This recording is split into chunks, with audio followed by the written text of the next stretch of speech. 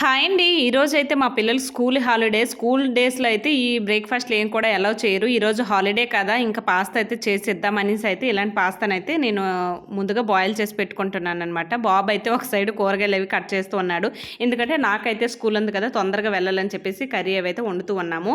Water బాగా heat అయిన తర్వాత ఈ పాస్తానైతే బాయిల్ చేశాను. చాలా తక్కువ అనమాట ఇలాంటి బ్రేక్‌ఫాస్ట్. ఎప్పుడో రేర్‌గా 15 డేస్‌కి ఒకసారి అయితే ఇలా పిల్లలకి చేస్తూ పెడుతూ ఉంటాననమాట. ఎందుకంటే డైలీ ఇవి తిన్నా సరే మంచిది కాదు. ఇంకా అప్పుడప్పుడు అలా పిల్లలు ఇష్టపడతారు కదా అని చెప్పేసి అయితే చేస్తూ ఉంటాను. ఈరోజైతే వాళ్ళ ఎగ్జామ్ కోసం ప్రిపరేషన్ కూడా అయ్యారు కాబట్టి వాళ్ళకి నచ్చిన బ్రేక్‌ఫాస్ట్ అయితే ఇవ్వాల్సిందే అనమాట.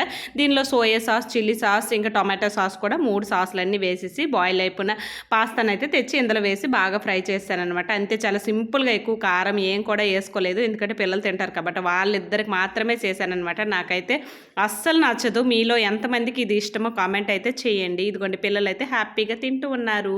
వీడియో నచ్చితే లైక్, షేర్. Bye bye.